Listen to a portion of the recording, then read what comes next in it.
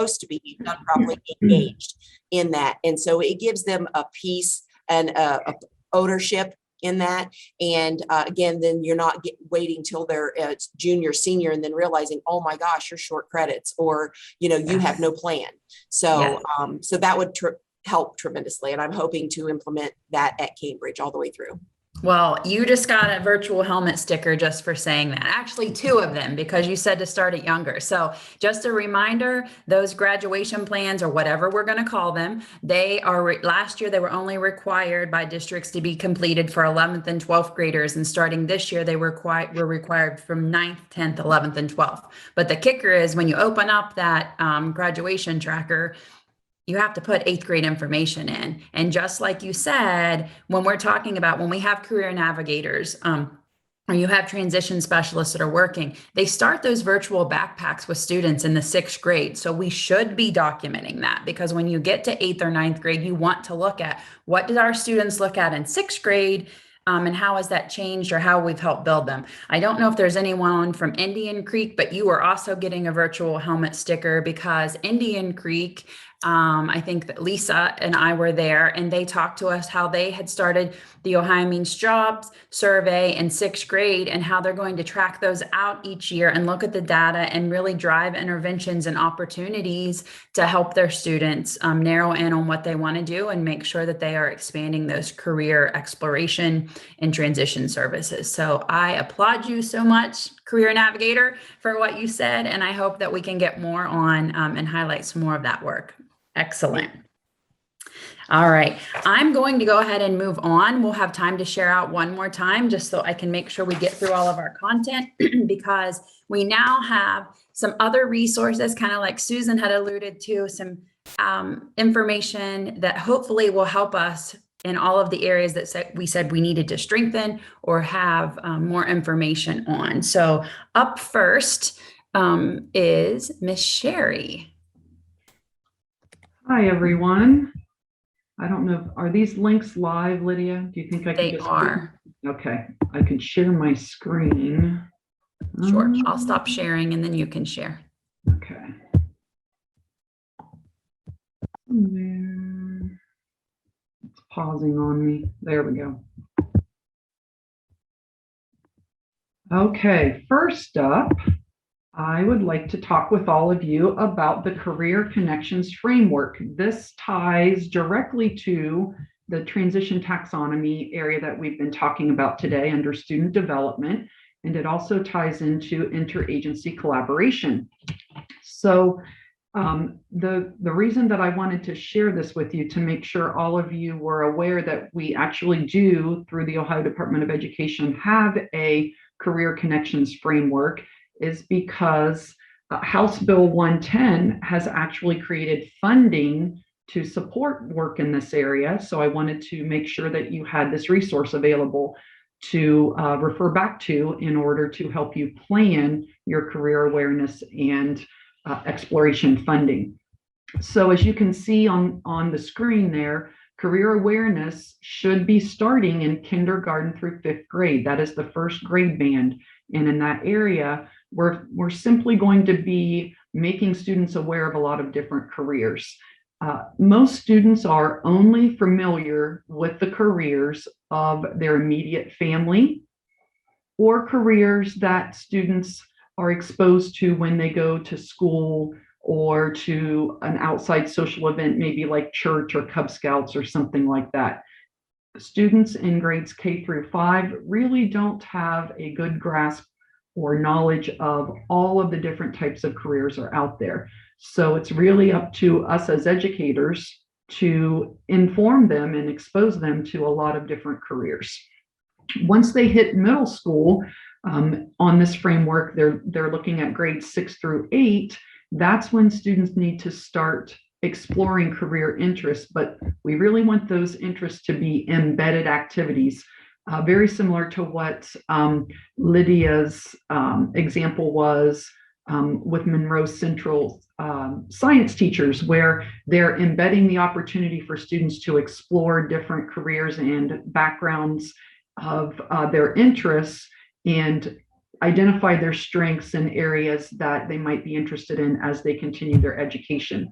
And of course, you can see at the bottom, the last couple sentences there, a student starts plans for their future with career information and post-secondary data. Plans include course selection and planning, as well as career aspirations and goals. And that's what Lydia was alluding to. When they become freshmen, and freshmen are now required to have a graduation plan, they need to be referring back to what the work they did in 8th grade in order to complete those freshman years of that career plan or graduation plan.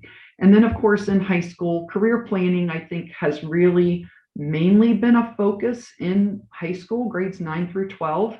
And we talk about career education or career tech education. We talk about co-op opportunities and going on college campus visits to be exposed to other careers and areas that students might be interested in. But we really, by the time they hit 9th through 12th grade, we want them to really start thinking about a plan. Most of the career tech schools that I work with, they support students in grades 11 and 12. If our students don't have a plan before 11th grade, it's very difficult for many of our students, especially our students with disabilities, to complete that career pathway in 2 years if we don't have that plan already in place and know and understand what courses that student's going to need in order to be successful in that pathway. The second page of this framework gives you some ideas of different ways that you can support students in those grade bands in the Career Connection framework. And I'm not going to read all of those to you. I just wanted to make sure that you were aware of that resource. The second resource that I wanted to make sure you had in hand, excuse me, is the Career Exploration and Awareness Funds document. It does say draft on it. However, those of you that attended the live discussion / information session that was given on November 2nd or November 30th, this was the document that the Ohio Department of Education handed to us to use and refer to.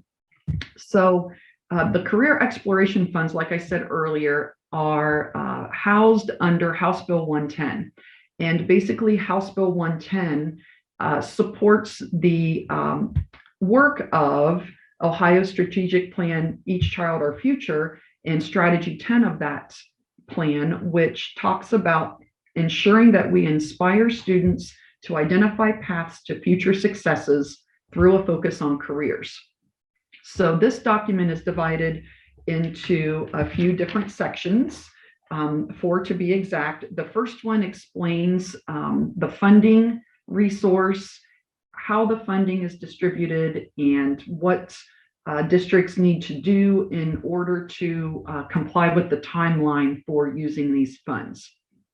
And it includes the information that your local career technical planning district, not each individual district, but your local career technical planning district. So most of the time, if you have a joint vocational school or a career center that your high school students are partnering with and going to, that is your lead in your career technical planning district. All of the funding is going to be going to that treasurer's office or that technical planning district.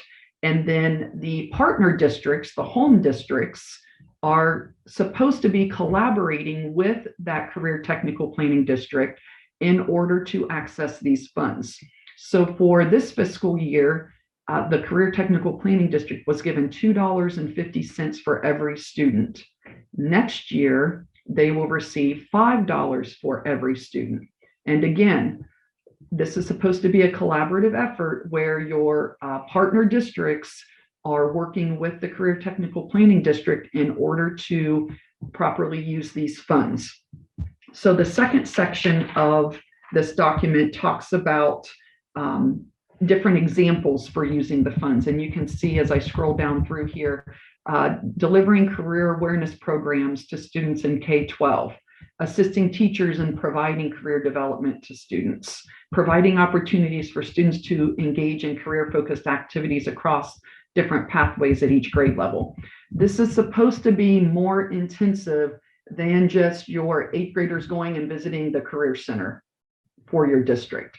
This is supposed to be embedded into their curriculum. It's supposed to be ongoing, and it's really supposed to be starting the conversations for your students about what they would like to do when they leave school and go out into the real world. The third section of this document gives examples of using the funds, and the fourth section gives an actual FAQ section. So again, I'm not going to read through all of this with you.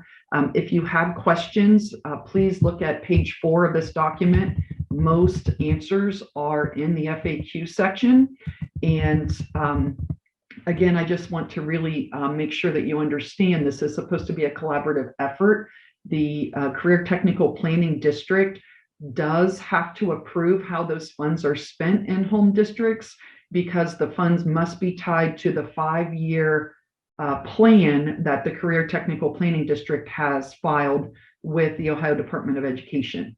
So it really needs to be a collaborative effort. Your Career Technical Planning District can keep the funds if everyone that's collaborating together agrees to that, and be in charge of all of the career awareness and exploration activities for your district.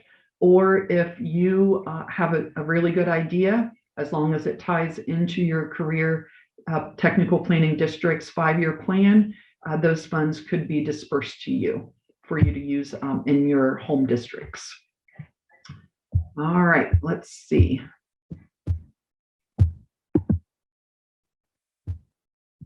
One more area that I wanted to make all of you aware about is work-based learning pathways.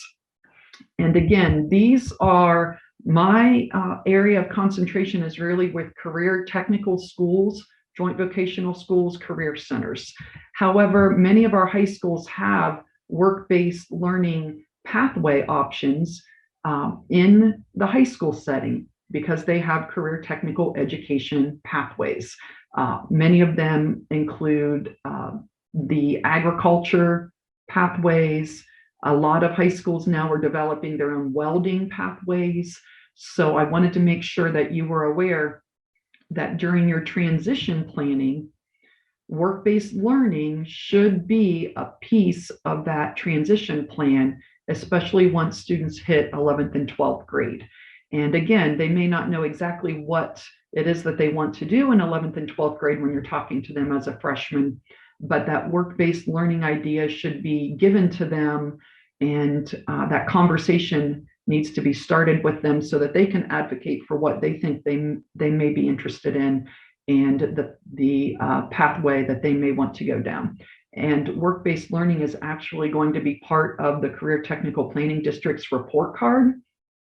And if you are offering any career technical education pathways in your high school buildings, you also will be having work-based learning hours that your students will be required to complete in order to show proficiency in that pathway. And not all pathways have work-based learning experience options, but many of them do. So this is just a little 2-page resource that gives you 6 different ways to describe work-based learning. And I will be having a meeting for the Career Technical Planning Districts on March 15th. I would love to have your high school guidance counselors, career coaches, anyone that's working with students and developing transition plans or career placement pathways for them. They really would benefit from coming to that March 15th Career Tech meeting.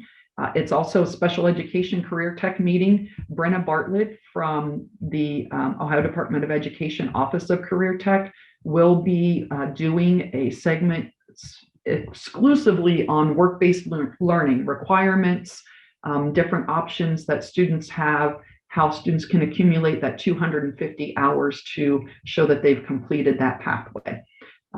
So the last resource that I have for you, again, this goes back to transition planning and universal supports, and that is the CAST website, which has Universal Design for Learning. We also have consultants here at the SST that have some extensive training in UDL, but I wanted to point out that there are some professional webinars and courses that your staff can take to kind of ramp up their instruction and ensure that students have access to all of the great learning instruction that they're designing. So I think that's it, Lydia. I talked really fast. Thank you. That's okay. It's all good information. All right, let me go back to my Zoom screen here. All right. So next up, we have Miss Erin Atkins, as we talked about before. She's our urban specialist, but we wanted to invite Erin. I'm just going to give her a second to introduce herself. Yeah, hello everybody. So I am the urban literacy specialist, K-12, and I did want to let everybody know that on the 16th of December, we are having a literacy network. So if you are interested in that or have colleagues that may be interested in that, we would love to have you in the region. You can reach out to me if you would like to register for that, or you can go to our SST website. Also, if you ever have any literacy needs, you can feel free to reach out to me. I also have a special education background. I have a lot more experience in the early childhood side than the secondary side. But yeah, if you have any literacy needs, feel free to reach out. Thank you, Erin. Okay, our last SST 12 consultant to share out is Miss Susan Larson. And as we mentioned before, it says family engagement, but she does so much more than family engagement, even though that has been a very big part of our conversation today, is getting the families involved, but she's also our regional data lead. Great, Lydia, thank you. And if you, I'm going to share my screen if I have the ability to do that. It looks like I do not, but if I could, Scott, that would be great. As Lydia mentioned, I do dabble in family engagement. This is my first year doing that. And I was here at the first network meeting, if you were here, and shared a resource that is available to you. And also wanted to mention, while I'm getting my screen share, which I now have, thank you, that the next Regional Family Engagement Network is February the 9th, and that registration will be coming out before the end of the calendar year. So be on the lookout for that, either for yourself or someone in your district. Obviously, family engagement is a huge part and on your taxonomy. So we were able to bring in Dr. Barbara Boone from the Ohio Statewide Family Engagement Center through the Ohio State University, and she shared a multi-tiered approach to looking at family engagement. And as I was in the breakout room and then hearing others talk, it made me think of almost like a self-audit or a self-assessment, where you can kind of look at the things that you've been doing, but then also brainstorm really some new ideas. I was a middle grades educator, so I totally could understand when you said parents are kind of less involved the older the kids get. I know personally, I attended parent-teacher conferences till my children graduated from high school, and I was asked many times by those teachers at the upper grade levels why I was there. So I do think it's important that we educate parents on why it's very important that as a parent that or a family member that we really understand that the educators know our children and know something about them and can really help us guide their education. But what I wanted to do today was really share with you two resources that I found. And I think it is always good to look outside of our comfort zone. So I really did a search, which I know any of us can do. And I found a couple of really great resources out of the state of Ohio that really might be helpful to you. The first one that I found is this document, and I will make sure that this is in your participant folder after today. But this particular document is just a 2-page document, and it really lists 17 kind of ideas, really starters for you. I always say you read an idea, not that you would do exactly that, but you would then say, oh, how could we make that work for us? So for example, there is one that says invite parents to field trips or visit community agencies to learn about resources. I saw in the chat where someone was just mentioning how getting those businesses involved and, you know, inviting the families to join their student on those would be very helpful. Host some youth self-advocacy building workshops. You know, how do we really enable and equip the student to be a self-advocate? So this is one document that again has ideas for your team to really start talking about. But the other piece that I found was the Pennsylvania Training and Technical Assistance Network. And they really have an excellent resource for engaging families in transition planning.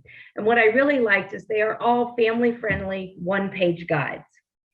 And so again, we'll make sure you have this link, and they would have to be customized, obviously, because they do say Pennsylvania on them.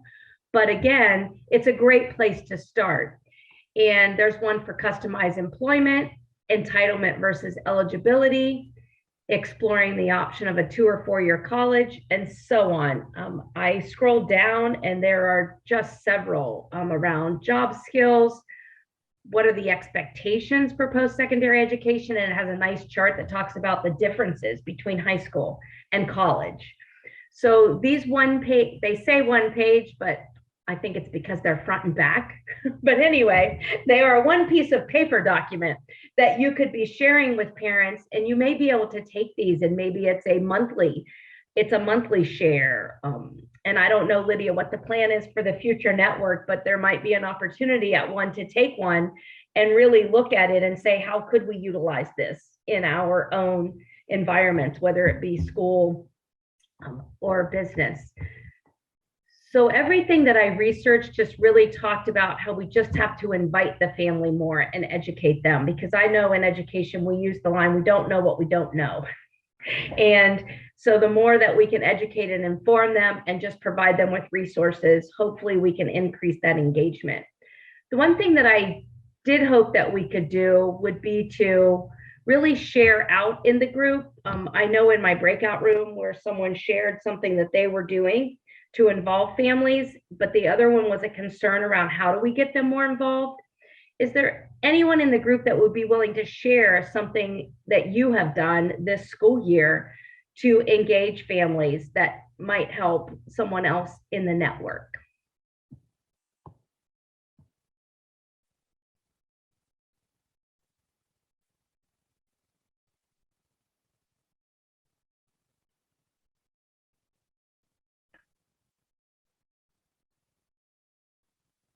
You're welcome. Put that in the chat or unmute yourself. Thanks, Scott. Our group, group one, we did have a discussion about that. I think it was Sean had discussed about what their district was doing about inviting the families in, inviting them to JVS and, you know, different entities so that they could get a good idea. But we're gonna, if time allows, we're gonna have another breakout session and we're gonna talk about maybe those next steps, and that might be part of it. So we'll try to touch base because that will be on our future questions. So thank you, Miss Susan, very much. You're welcome. I am going to go ahead and move on to OD, which we are so excited they're here. I think that Travis and Sean both had to jump off, so I think it may just be Emily on. Sean had sent me something to share, but before we get to them, I'm going to do another pop question. So please put your answers in the chat. So remember earlier that we said there are 120,000 students of transition age, so 14 or older with an IEP or 504. So your question is, what percentage of these students receive VOC rehab services? So what percentage of the 120,000 students receive VOC rehab services?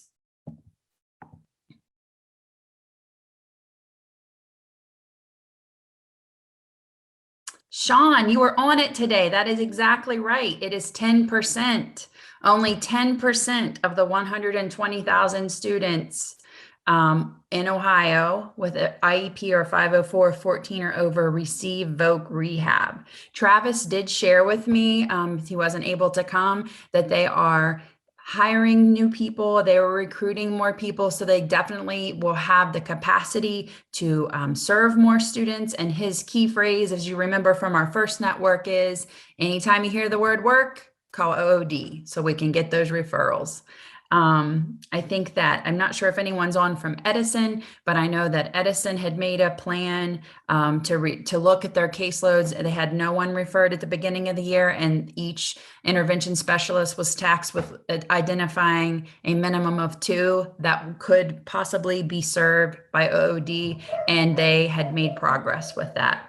The other thing that Sean wanted me to share with all of you was about the pre-at services and how OOD can help with that. I'm going to put the link actually, Scott, it is the same link I had asked you to put in the chat, the 14 and plus. Through OOD, there's lots of information on there that talks about what services OOD can do for our students 14 and plus, and talks about some of those pre-at services. So Emily, not to put you on the spot, but the guys bailed on you. So if there are any updates or anything you would like to share, the floor is yours. I wouldn't say we really have any updates besides what Travis probably already sent to you. We are hiring new counselors. We just got off our hiring freeze. So the past few months have been pretty busy with hiring new counselors, caseload assistants, supervisors. So we definitely have the capacity to serve new students. And then what Steen was talking about with the pre-employment transition services, the pre-eds, a lot of schools have been using those services to help with the Ohio Means Jobs Seal for the students that use that pathway for graduation. We help the students get set up with Ohio Means Jobs as one of those services, as well as self-advocacy, career exploration, all the other VR services that we provide.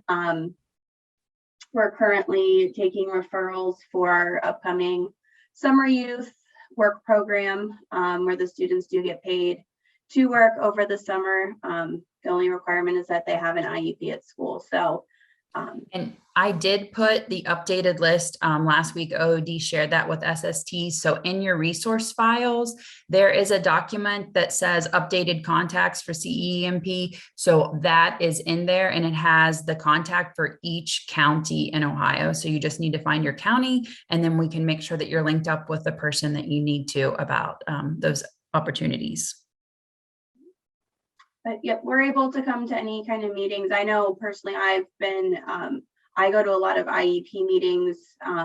Recently, I've gone to transition fairs, like in the evenings. If you're having transition or job fairs, OOD can attend those as well. Yeah, I didn't really have anything planned to say, but no, that is fine. We're still here and we're available to come to any meetings that you need us to come to. Thank you, Emily. And we're so happy you were on, you guys were able to network with our districts today. So thank you so much. And like I said, that information is in your shared folder. So at this time, I know we've had a lot of people talking. If anyone has questions for any of our SST consultants or Emily, I'm going to give you like 2 minutes to ask now or put it in the chat before we move on.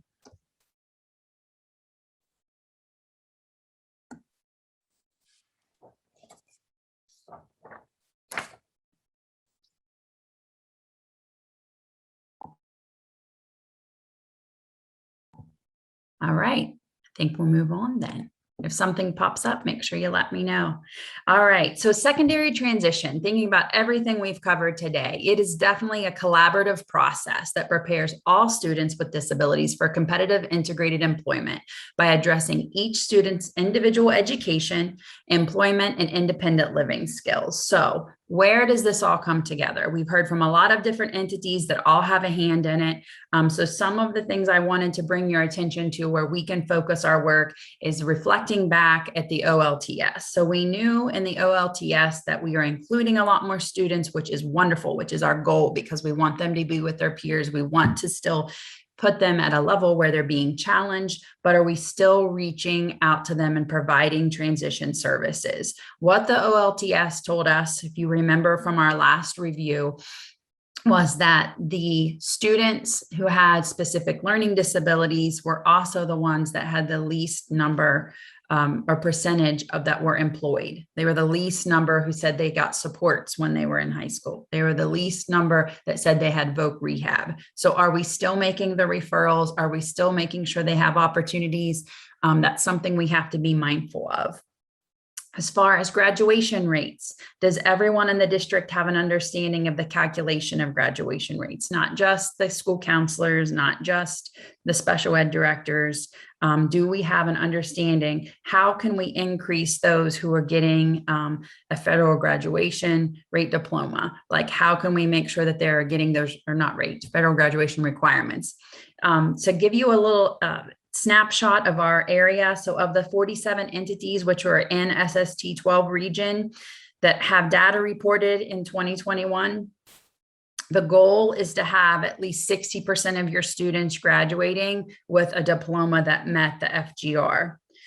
So 27 of our schools, which is 57%, have a federal graduation rate below 60%. In other words, only 42% of our districts have a federal graduation rate of 60 or higher. So that is a lot of our students that are still not meeting those federal requirements for their graduation.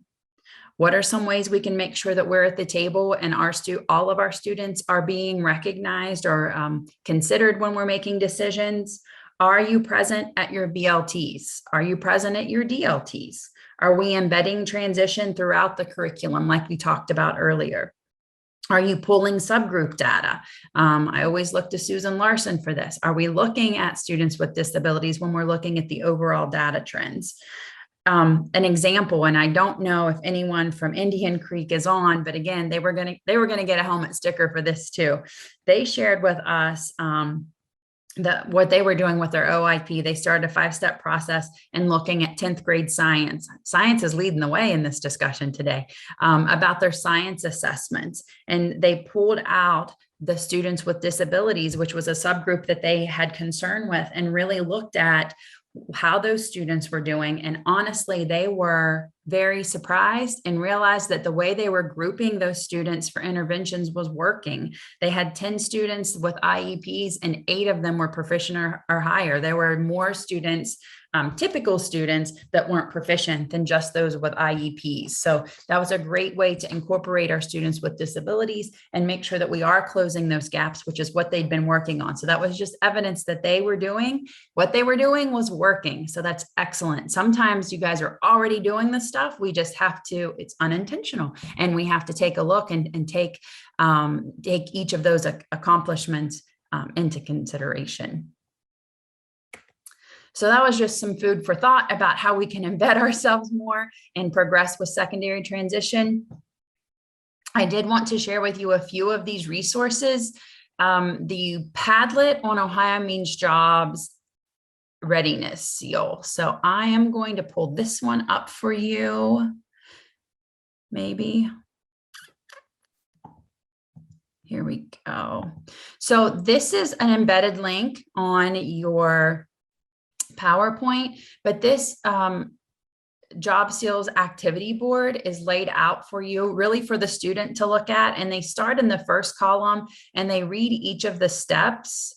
And then across the top, you'll see the activities that you can do. And sometimes there's videos embedded that talk about each of the areas. And this will help them, guide them through obtaining the Ohio Means Jobs Readiness Seals. This is a great resource. It provides lots of activities and things that you can use and plan for within your classroom, and what your students can see if that's something that they would like to partake in. So this is one I definitely would recommend.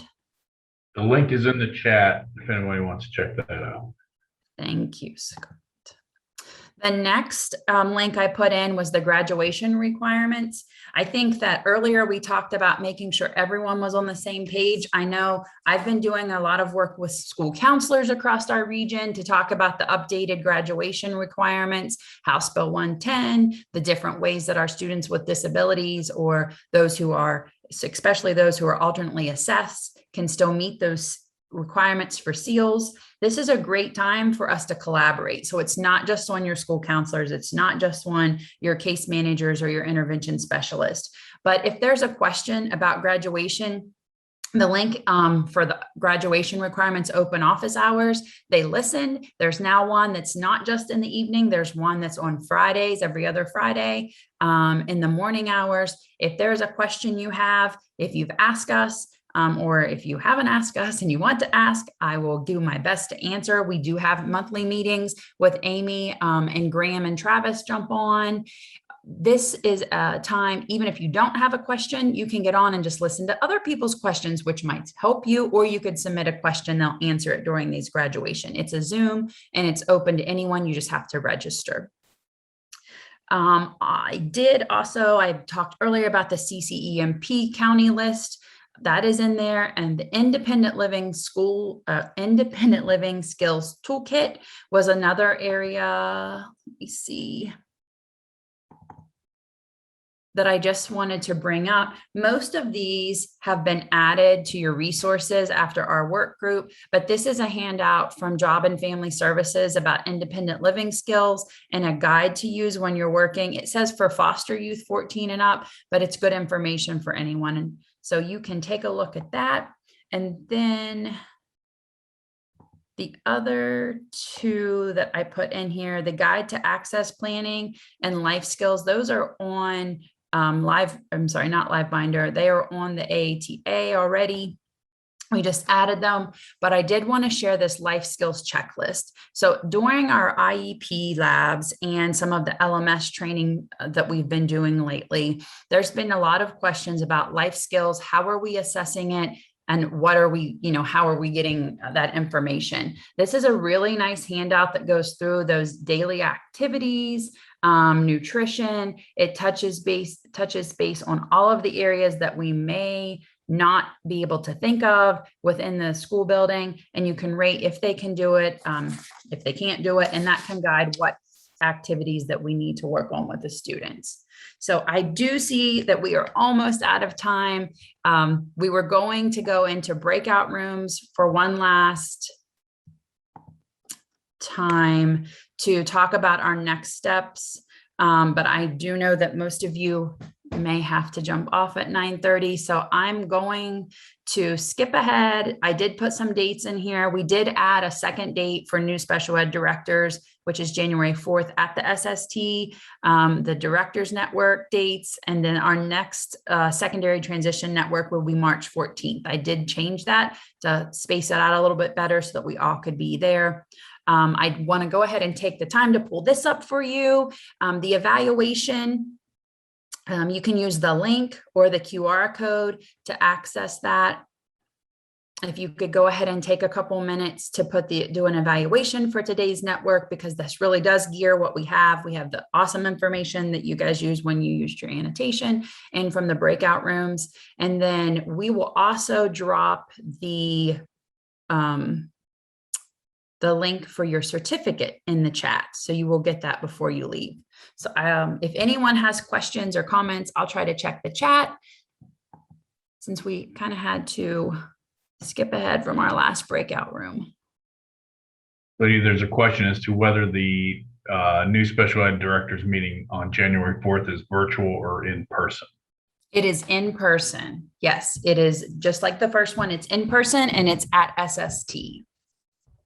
Unless there is inclement weather, then it will go virtual. Mm-hmm. Scott, I just emailed you the certificate. If you could drop it in, I didn't want to stop sharing in case anyone needed that QR code. If you could drop their certificate in the chat, please. And thank you.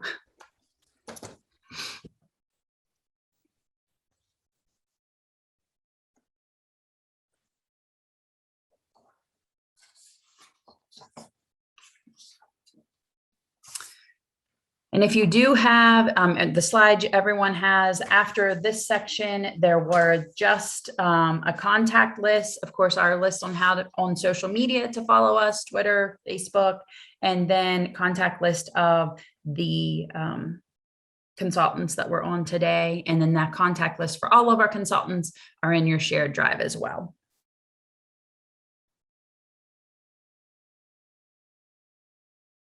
And thanks again, everyone. I know your time is precious, especially this time of year, and I'm glad that you carved out an hour and a half to be with us. We do appreciate you and all of the awesome work in the breakout rooms. I look forward to reading and seeing what all we need to work on and what your guys are working on.